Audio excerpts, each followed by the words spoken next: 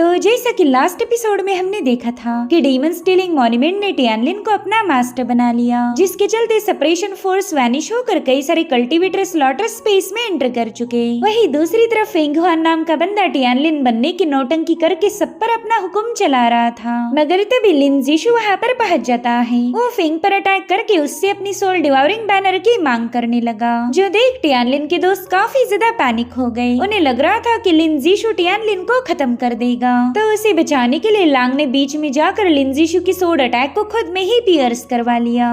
अब आगे तो इस एपिसोड की शुरुआत उसी सीन से थी जहाँ पर लांग बुरी तरह से घायल हो चुकी थी। वहीं पर लांग के दोस्त लिन जीशु पर हमला करते हुए उसे संभालने पहुंच गए। उतने में आसमान में ब्लड सन अपीयर हो जाता है, यानी कि इस कॉन्टेस्ट में अब 51 लोग ही जिंदा बचे थे, यानी कि बस एक बंदे को एलिमिनेट करने के बाद ये राउंड पूरा हो जाएगा। इधर फेंग युआन ने देखा कि टियानलिन के दोस्त तो उसके साथ काफी ज्यादा ईमानदार है, तो वो उनके इनोसेंस का और भी ज्यादा फायदा उठाना चाहता था। वो कहता है, मेरे भाइयों, इस लिन जीशु को खत्म करने में मेरी मदद करो। तो इन सभी कल्टीवेटर्स ने उसका साथ देने का फैसला लिया, क्योंकि इन्हें लग रहा था कि यही असली टियानलिन होगा।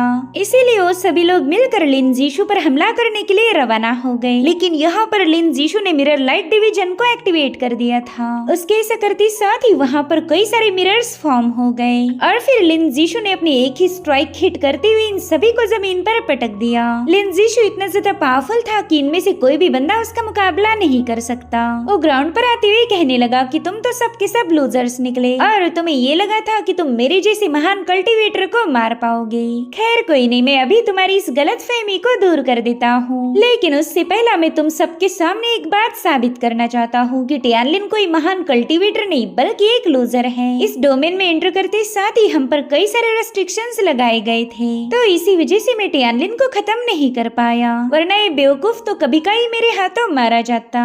यहाँ पर लांग ने देखा कि उसके सभी साथी बुरी तरह से घायल हैं, मगर अभी तक लांग ने हार नहीं मानी थी। वो तुरंत ही लिन जीशु की तलवार अपनी बॉडी से बाहर निकाल लेती है। यहाँ पर लिन जीशु उससे कह रहा था कि लड़की, तुम में काफी ज्यादा हिम्मत है, लेकिन तुमने टियानलिन जैसे लूजर को फॉलो करने का फैसला लिया और इसी वजह से तुम्हें मरना पड़ेगा। वहीं पर लांग नकली टियानलिन से कहने लगी कि तुम्हें कुछ भी करके सरवाइव करना होगा, सिर्फ तुम ही हमारे उल्फ नेशन किंगडम के प्रिंस की ख्वाहिश को पूरा कर सकते हो। प्लीज उनकी खातिर इस कॉन्टेस्ट में जीत हासिल करना। मैं चाहती हूँ कि हमारा उल्फ नेशन इस ग्रेटनेस को अचीव कर पाए। और अब यहाँ पर लांग खुद को ही मारने वाली थी, क्योंकि उसे ये लग रहा था कि वो टियानलिन को प्रोटेक्ट करने में नाकाम रही। मगर लांग ने देखा कि वो सोड तो एक जगह पर फ्रीज हो चुकी। दरअसल टियानलिन ने उस सोड को रोक लिया था। वो तुरंत ही उस सोड को फेंक कर लांग को उठा लेता है। यहाँ पर लांग उससे कहती कि मेरा काम था तुम्हें प्रोटेक्ट करना, जिसमें मैं फेल हो चुकी हूँ। तो टियानलिन उसे एक एलिक्सर पिल देते हुए कहने लगा कि मैं मेरी वजह से किसी और को मरने नहीं दूंगा। तुमने ये बात साबित कर दी कि तुम मेरी एक ट्रू फॉलोवर हो,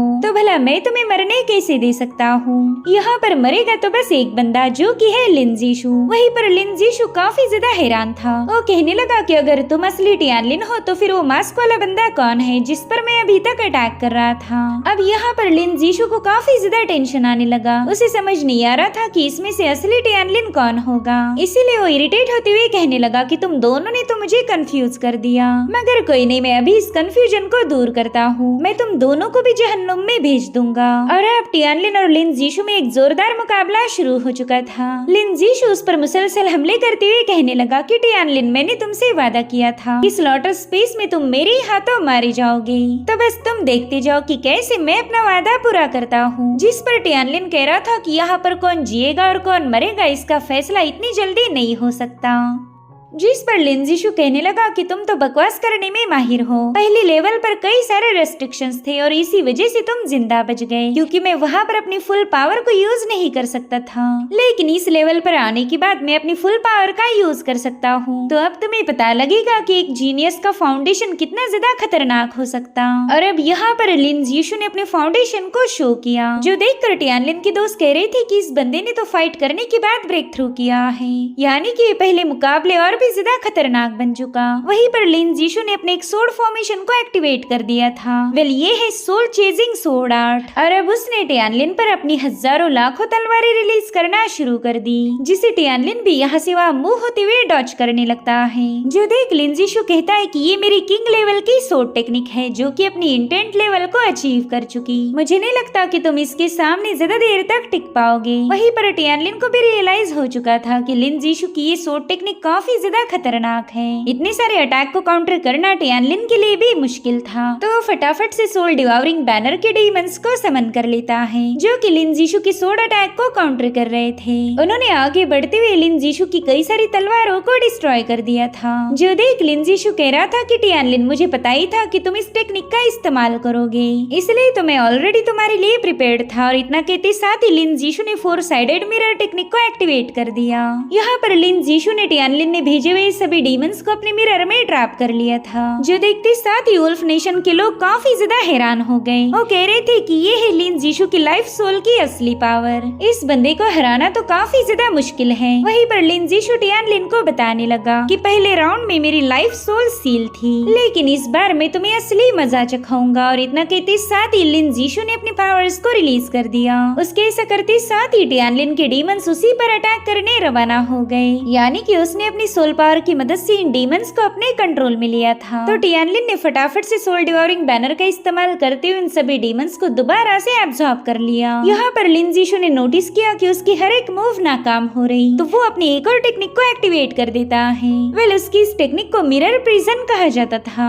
अब देखते ही देखते लिन जीशु के मिरर्स ने टियानलिन को चारों ओर से घेर लिया। साथ ही साथ उन मिरर से लिन जीशु की फेक बॉडी बाहर आकर टियानलिन पर अटैक करने लगती है, जो देखकर टियानलिन काफी ज्यादा सरप्राइज था। वहीं पर लिन जीशु से बताता है कि ये है मेरा मिरर प्रिजन। वेल इसमें ट्रैप होने के बाद तुम्हारी औकात बस एक बकरे जैसी है, जो कि स्लॉटर होने का इंतजार कर रहा। तुम इस प्रिजन से बिल्कुल भी आजाद नहीं हो सकते। यहाँ पर टियानलिन ने नोटिस किया कि हर एक मिरर में लिन जीशु का एक फेक फॉर्म है, जो कि किसी भी पल उस पर अटैक कर सकता। वहीं पर लिन जीशु कहता है कि जल्दी से मेरा सोल डिवोरिंग बैनर वापस कर दो, और साथ ही मेरे सामने घुटने टेक कर माफी मांगो, तभी जाकर मैं तुम्हें एक आसान मौत दूंगा। तो टियानलिन उस बैनर को अपनी स्टोरेज बैग में रखते हुए लिन जीशु से कहने लगा कि तुम वाकई काफी ज्यादा पावरफुल हो, और मैं तो शुरू से ही स्मार्ट लोगों की इज्जत करता आया हूँ, लेकिन मुझे वो लोग पसंद नहीं जो कि अपनी सिचुएशन को समझ नहीं सकते। भले ही तुम्हारी ये प्रिजन वाली टेक्निक गजब की है, लेकिन मैं भी कोई बकरा नहीं जो कुर्बान होने का इंतजार करूँ। दरअसल मैं एक भेड़िया हूँ, और बस थोड़ी देर में मैं तुम्हारा शिकार करूंगा।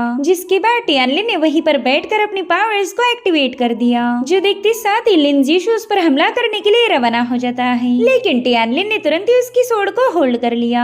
यहाँ पर लिन जीशु से हैरान होते हुए पूछता है कि बताओ तुम्हारा ट्रू एसेंस इतना ज्यादा कंडेंस कैसे हो गया। मगर टियानलिन ने जवाब के तौर पर लिन जीशु पर एक जोरदार पंच हिट कर दिया, जिससे तो बंदा पीछे की तरफ पुश हो गया। और वहीं पर टियानलिन अपनी केओस सोड का एक स्लैश रिलीज कर देता है। तो टियानलिन के इस अटैक को काउंटर करने के लिए लिन जीशु ने अपने सामने मिरर की एक शील्ड फॉर्म कर ली, लेकिन टियानलिन के स्लैश अटैक के सामने तो इस बंदे की शील्ड एक सेकंड भी टिक नहीं पाई, और वो बुरी तरह से घायल होकर सीधे जमीन पर पटका गया था। यहाँ पर लिन जीशु को तो यकीन ही नहीं हो रहा था कि टियानलिन ने उसकी ऐसी हालत कर दी। यहाँ पर उसे एहसास हो चुका था कि शायद उसने एक बहुत ही खतरनाक बंदे के साथ पंगे लिए, और उतने में उसने देखा कि उसका छोटा भाई लियोफिंग वहाँ पर पहुँच चुका है। तो लिन जीशु उससे कहने लगा कि चलो शुक्र है तुम जिंदा बच गए, मैं चाहता हूँ कि तुम इस टियानलिन को खत्म करने में मेरी मदद करो। जो सुनते साथ ही लियोफिंग ने तुरंत ही उस पर हमला कर दिया। हालांकि लिन जीशु अपनी पूरी ताकत लगाती हुई उसकी सोड को रोकने लगा। वो लियोफिंग से कहता है कि आखिर तुम मुझ पर हमला क्यों कर रहे हो? क्या तुम ये बात भूल गए कि मैं तुम्हारा बड़ा भाई हूँ? जिस पर लियोफिंग कहता है कि थोड़ी देर पहले तुमने खुद को बचाने के लिए मुझे खत्म करने की कोशिश की थी। तुमने अपने छोटे भाई को धोखा दिया, तो बताओ मैं तुम्हें खत्म क्यों न करूँ? मैंने तो हमेशा तुम्हें फॉलो किया था, लेकिन तुमने मेरा विश्वासघात किया। और अब यहाँ पर लियोफिंग की सोड उसके सीने में घुस चुकी थी, लेकिन उसी वक्त लिन जीशु की माइंड से एक बहुत ही खतरनाक एनर्जी स्ट्राइक स्ट्राइक बाहर आकर लियो फेंग पर अटैक कर देती है। उस स्ट्राइक ने तो अचानक से ही जाकर लियो फेंग की माइंड पर अटैक कर दिया था, जिसके चलते लियो फेंग की वहीं पर मौत हो गई। वेल ऐसे ही हमलों से खुद को बचाने के लिए टियानलिन ने अपनी माइंड स्पेस को टेम्पर किया था, मगर लिन जीशु को तो अपने भाई की मौत का कोई गम नहीं था। वो तो काफी ज्यादा खुश हो गया। वो कहता है कि मैं फाइनली स्लॉटरविल को समझ चुका हूँ, अगर मैं किसी को नहीं मारूंगा तो दूसरे लोग मुझे मार देंगे। तो इस तरह से लिन जीशु ने स्लॉटरविल को ग्रास्प कर लिया था, जिसके चलते वहाँ पर काफी स्ट्रॉन्ग पावर रिलीज होने लगी। उस एनर्जी फ्लो ने तो आसमान में भी एक टोर्नेडो क्रिएट कर लिया।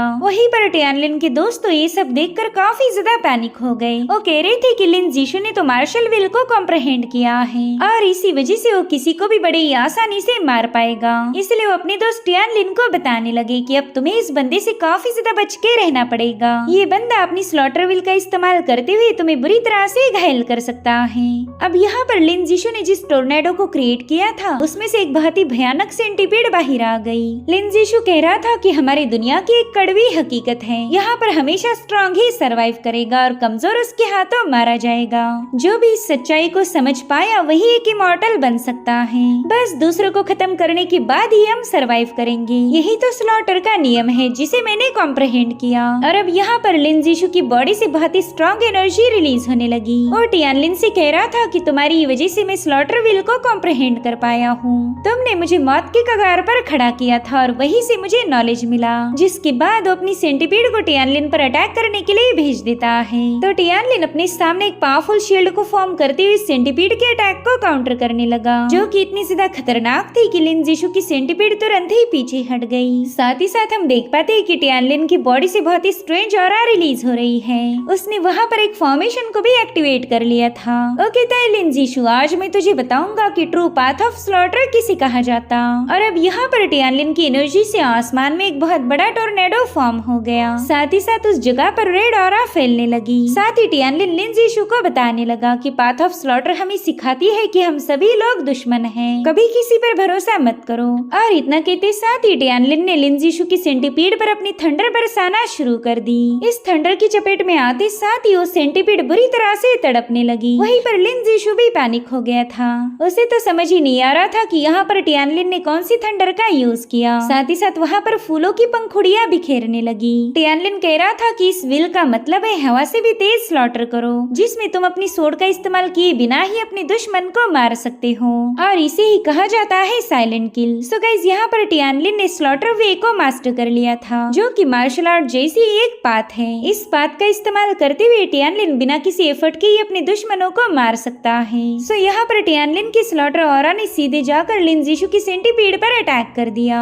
इस एक ही स्ट्राइक में उस सेंटीपीड के टुकड़े हो गए, जो देखते साथ ही लिन जीशु तो काफी ज्यादा हैरान था। वो कह रहा था टियानलिन ये तो बिल्कुल भी पॉसिबल नहीं, तुमसे पहले मैंने इस स्लॉटर वे को कॉम्प्रहेंड किया था, तो फिर तुम्हारे पास उसकी पावर कहाँ से आ गई।